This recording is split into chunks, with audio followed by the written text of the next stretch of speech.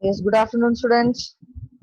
So we meet again in continuation with our previous topic, the chapter that's going on, the reproduction in lower plants. Yes, and higher plants, right? So we had ended last time on this female reproductive part, that is the gynoecium, that is the carpel, and the megasporogenesis, right? Okay. So last time I had given you an overview of the female reproductive part.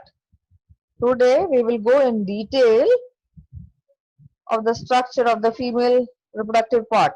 That is the structure of the anatropous ovule. I had told you it comes for 4 marks in the board exam. So we need to understand the parts and the explanation of the anatropous ovule. We need to understand how the embryo sac that is present inside the anatropous ovule is formed. Okay, so you would find here this ovary that you see in the carpel. In the diagram there, you would see the ovary. This ovary has an ovule, has many ovules, depends. Some ovaries have single, some have more than that. Okay, here you would see, so we should understand that the ovary has an ovule, yes, and this ovule, you will see here in the structure, the anatropous ovule. Here, now in this anatropous ovule, so we need to understand each ovule develops inside the ovary and is attached to the placenta by a small stalk called as funiculus. The place of attachment of the funiculus with the main body of the ovule is called as the hilum. Now in case of angiosperms, you would find that this is inverted. And inverted, you would see that the micropyle is below. Clear? Now this, as I said previous time, that this micropyle is an entry point for the pollen grain to enter inside. Okay. Now this place, you would find this micropyle opening is a gap between the two layer of cells, that is the integuments, the outer integument and the inner integument. This outer integument and the inner integument encloses a group of parenchymatous cells called as the nucellus. Okay. Now this nucellus has many mother cells, many megaspores. Now these many megaspores, out of which one, only one matures, and the process that we study here is the megasporogenesis. That means out of so many, the mother cell diploid or the embryo sac that you see in the end is formed. Clear? Here you would find, once that embryo sac has been formed, you find inside, to one end you find 3 cells and to the other end you find 3 cells. Okay, so the funicle end, you will find the group of 3 cells, that is the 2 cells are synergids and one is the egg cell, and to the chalazal end are 3 cells called as the antipodal cells. Now in the center you have the secondary nucleus. Clear? Now this secondary nucleus is present in the center. So you find there are how many cells? There are 7 cells inside the embryo sac, but it is 8 nuclei. Why 8 nuclei? Because the center one is diploid, rest all are haploid. Okay. Now we go to the next slide. Here you would see that the megaspore, the mother cell diploid, there are four, it divides and forms four cells, out of which, out of that four haploid cells, three degenerate and forms one megaspore, which divides and redivides, undergoes mitosis. Okay, it undergoes mitosis again and again to form a structure called as the embryo sac. This embryo sac, you will find the two synergids, the three antipodal cells, and the female egg in the center. That is a female gametophyte. And that there are in the center the two brown ones, reddish brown ones, the two polar nuclei. It undergoes further, the nuclear fusion takes between these two polar nuclei and forms a secondary nuclei in the center. Now you will find there are three cells on one end and three cells on the other end. So this whole structure that is formed here is the embryo sac. Now this embryo sac, you find here in the center of this anatropous ovule. Okay. Now this embryo sac, now what happens? This embryo sac is also asked separately in the exam. It is asked to draw a neat label diagram of the embryo sac. So you need to explain that the embryo sac contains 7 cells, 8 nuclei, out of which 3 cells on the micropyle end, 3 on the chalazal end. Now these 3 antipodal cells, when you will see after fertilization, they have certain roles to play in the nourishment of the embryo. In the similar way, the two synergy cells also have certain roles.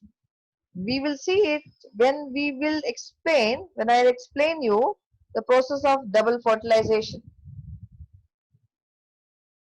Clear? So you need to understand that this anatropous ovule is a characteristic here in the angiosperm and it is inverted. Otherwise, in certain books earlier, it used to be orthotropous ovule, wherein the micropyle is upright. Clear? So we go to the next process. Now once you saw the embryo sac is made, the female gamete is ready. Now what has to happen? Fertilization needs to take place. I had told you earlier, once the both the gametes, the male gamete and the female gamete mature, reproduction will only take place once both the gametes will mature, right? Now after maturation, there should be a fusion between the male gamete and the female gamete. Now how does that fusion of the male gamete and the female gamete take place? That is facilitated by the process of pollination. Now let us first understand what is pollination. Now pollination is what? As you can see in the screen, pollination is an act of transfer of the pollen grain from the anther lobe of one flower to the another flower, to the stigma.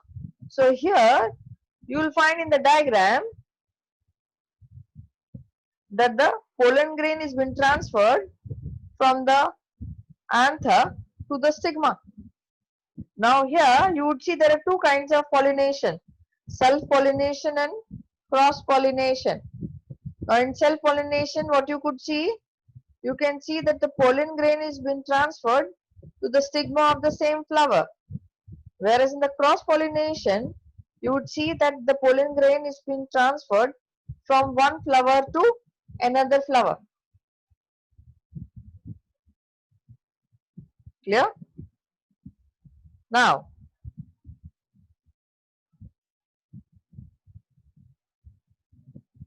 once that pollen grain is been transferred, now we would study the types little later. First, we need to understand the double fertilization. What is double fertilization? And that means after the pre-fertilization change is taking place in a flower, we would go to the fertilization process. That fertilization process only will take place unless and until the pollination takes place. So we will assume that the pollination has taken place. How it has taken place in the different types, there are different modes that we would study a bit later. But first we understand, once the pollen grain is been transferred from the antelope to the stigma, what are the further changes that take place in the flower? Clear? Now here in the diagram, you will be able to see there is porogamy, chalazogamy, mesogamy. Right? Here you will find that the pollen tube entering through the micropyle, through the chalazolen, or through the integument. So if the pollen tube enters through the micropyle, it is called as porogamy. If it enters through the chalazolen, it is called as chalazogamy. And if it enters through the integuments, we say it is the mesogamy. So there are three different ways through which the pollen tube can enter into the embryo sac. Now why is it not called only fertilization? Why is it called double fertilization? Double matlab two times. Okay, so you will see in the diagram here, in the longitudinal section showing with the pollen tube, you would see there are many structures, red structures above on the stigma. Now on the stigma, you would see there are many pollen grains that have fallen. Right? Now those pollen grains fall on the stigma, and then what happens to the pollen grains fallen on the stigma? You would find that pollen grains, when fall on the stigma, starts germinating. Now how does it germinate? That means it needs some kind of a nutrition. That means the stigma provides nutrition to the pollen grain. So it provides nutrition to the pollen grain, and with the help of that nutrition, that pollen grain starts germinating. So many pollen grains have fallen on the stigma, many pollen tubes form, and the pollen tube travels down the style and enters through the micropyle. Clear? Now as when it enters into the micropyle, you will see it will enter into the embryo sac. Now here you will see in this previous diagram, here see it enters through the micropyle and it will enter into the embryo sac. Now how will it enter into the embryo sac? Once it just enters into the embryo sac, how will it open? It is a tube. It is closed on one end. Now the tip of the tube, the pollen tube, is been ruptured. How? The two synergid cells provide water to the the tip of the pollen tube absorbs water from the synergids, and the tip of the pollen tube gets swollen. It so much gets swollen that it gets ruptured, and when it gets ruptured, the two male gametes that we had seen here, we had seen these two male gametes. These two male gametes that have traveled down the style and entered through the micropyle and entered into the embryo sac, absorbed water, have bursted, released the two male gametes. Now one of the male gamete will fuse with the egg cell, and the other male gamete will fuse with the secondary nucleus. So what happens? Once a fertilization takes place with the egg cell and one male gamete, and again the fertilization takes place with the secondary nucleus and the another male gamete. So what happens? The fertilization takes place twice. Is it clear? Okay. So when the fertilization takes place, it is called as double fertilization. So double fertilization is a major characteristics of the flowering plants. In this process, two male gametes fuse with one female gamete, wherein one male gamete fertilizes the egg to form the zygote, whereas the other with the two polar nuclear or the secondary nucleus to form an endosperm, or it forms a triploid. Okay. Now, once the fertilization takes place, now what happens? There are further changes taking place.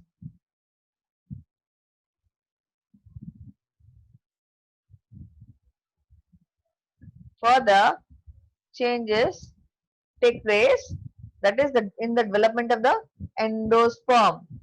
So the endosperm makes the main source of food for the embryo. Now where is the embryo come from? Embryo comes from the fertilization of the male gamete and the female gamete. The embryo is there. Now the embryo has to be fed, has to be provided with nutrition. From where does the nutrition come? The nutrition comes from the triploid. That is the secondary nucleus and the male gamete that have formed the endosperm. So you find in angiosperms, see here on the slide you see, on the other hand, in angiosperm, it is formed mostly as a result of a fusion of the two polar nuclei and one of the male gametes. Since all the three nuclei taking part in the fusion are haploid, the endosperm becomes triploid or the 3N. So here you will see the oospore, the endosperm, the embryo. So that embryo gets embedded in that endosperm. Now once that embryo absorbs the entire endosperm, if the embryo absorbs the entire endosperm, forms a seed. Clear? Now what kind of seed? There are two kinds of seeds. We will see later. These are the two different kinds of seed that are formed.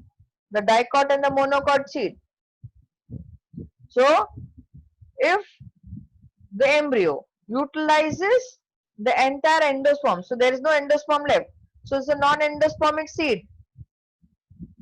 And there's an endospermic seed wherein it is seen in case of monocots. So here in the monocot seed, here you will see the endosperm is there, the radicle is there, the plumule is there.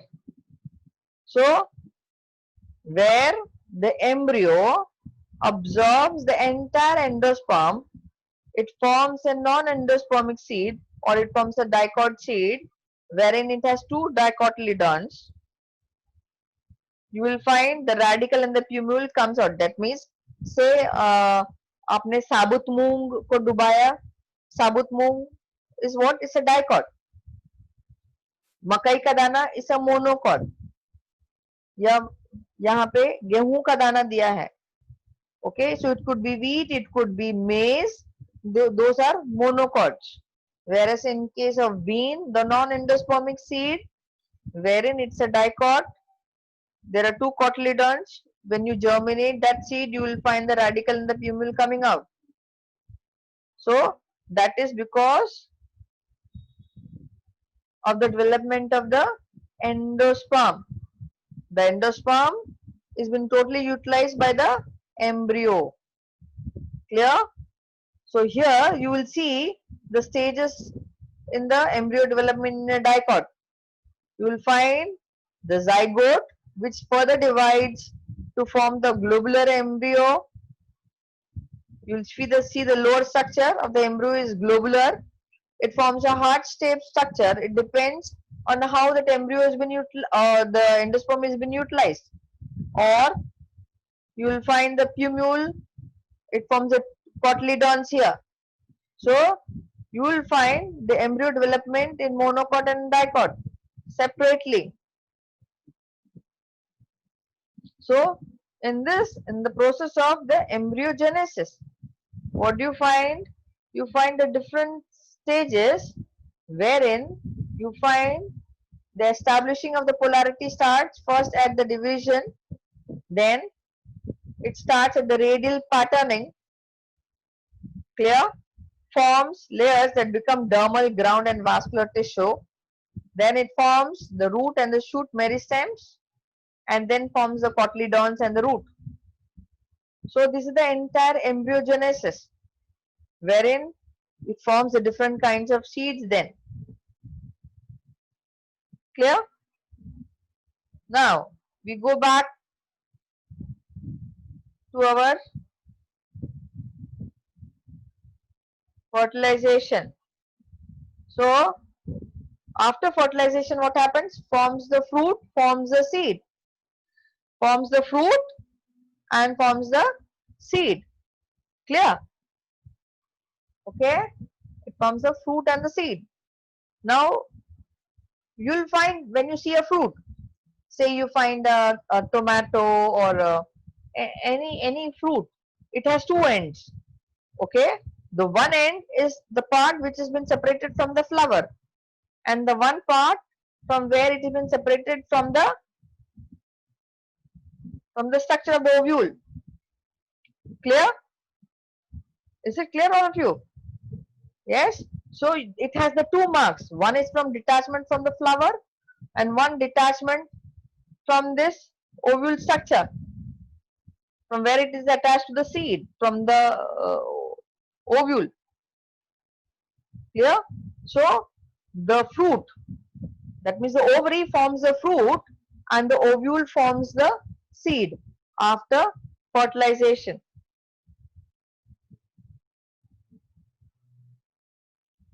So this entire structure of double fertilization is been asked, describe what is double fertilization, what are the post fertilization changes that are taking place after double fertilization. So you will have to tell the ovary forms the fruit, the ovule forms the seed, yes, and you need to say what are they will ask you what are the functions of the different parts of the anatropous ovule. So you will have to tell the synergids, they provide water to the pollen tube, which helps the rupture of the pollen tube. The antipodal cells provides nourishment for the development of the embryo. The secondary nucleus, it fuses with the male gamete to form the endosperm. Clear? So this used to be asked for 7 marks earlier, but now it's stuck to 4 marks. So the diagram could come individually. They could ask with the diagram. So 2 marks for the diagram, 2 marks for the explanation. Now we had seen earlier what is pollination. Now pollination, we had seen there are two kinds. One, the self-pollination, and the other, cross-pollination. Now in self-pollination, what I had said, the pollen grain is being transferred from the anther to the stigma of the same flower. And in cross-pollination, we had seen the anther has been transferred to the stigma of the another flower. Clear? Now, we would see the types, the agents of pollination. Now, how does pollination takes place? It could be through biotic and abiotic agents. Now, if it is through wind, okay. Now, if it is through wind, what does a flower need to do so that the pollen grains are being carried through the wind? Hawa ka jhoka. Hawa ka jhoka, that means if the wind will come, it has to be very light for the wind to carry that thing away. So the pollen grains, when formed in a particular plant, if they are light, they've been carried by the wind. So the wind pollinated plants, in that case, the pollen grains are produced plenty in number. They are very light, they are very dry, and they've been taken away by the wind. And when they fall on a suitable soil, or they fall on the On the stigma, they would undergo fertilization so as to give rise to a new plant. And the whole process of fertilization takes place, and then the seed and the other process. Clear? Then the other agents are through the insects. Now in through insects, that is the butterfly, through the bee, the pollination takes place. Other than that, the pollination also takes place through the bats, through the birds. So if the pollination is taking place through the bat, it is called as cryptophily, and if it is taking through the birds, it is ornithophily. Now here in this diagram you will see here pollination in salvia. This you have it in practicals also. Now you will find this is a pollination taking place through the bee. Now the flower is adapted. That means the flower, there is a modification in the flower. The flower, there is an upper lip and a lower lip. You will find that.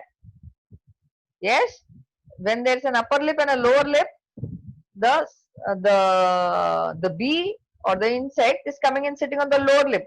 When it falls on a lower lip, so this acts as a liver, and what happens? The stigma, you will see in the diagram, the stigma comes down over the surface of the bee, and the bee which is carrying a pollen grain, that pollen grain gets stuck to the stigma.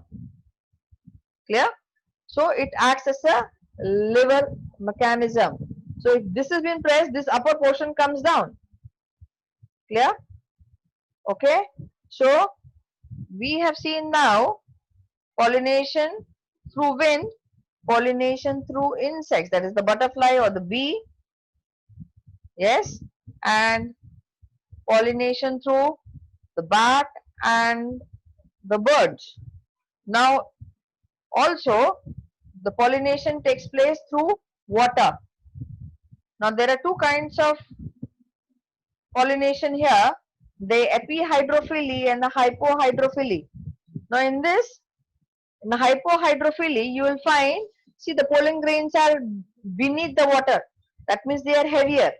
In epihydrophily, the pollen grains are lighter, so they are on the surface of the water. Clear? So in all, we saw pollination takes place through wind, takes place through insects, takes place through water, takes place through birds. Yeah. Now, what are the advantages and disadvantages of self-pollination? Why should a flower undergo self-pollination? So in pollination, if it's self-pollination, we are sure that pollination takes place. So there is a continuity of species. Yes, but if you go on breeding within, what would happen? There is no variety. The progeny would not be very strong. The weaker strains would be produced. So there is always an advantage and a disadvantage of a particular kind.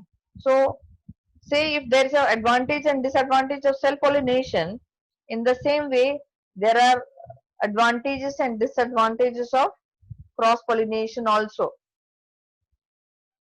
Clear? We will also need to study the different contrivances of pollination. Clear? Fine. So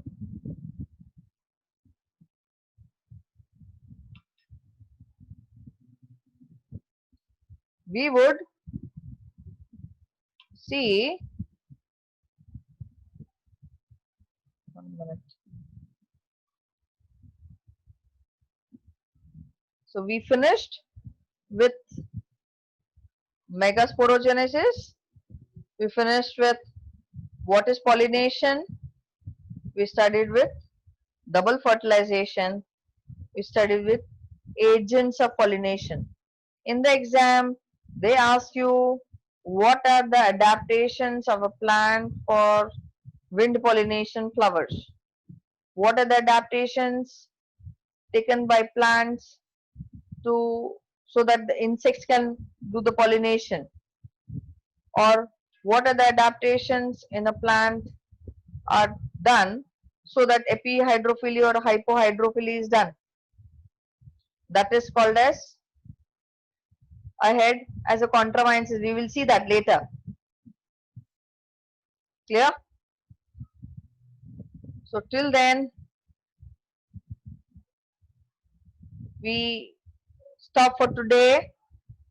Study well, go through the topic, practice the diagram of anatropous ovule, practice the formation of female gametophyte, study what is pollination and the different biotic and abiotic agents of pollination. Okay? Thank you. Study well. Stay home. Stay safe. Thank you.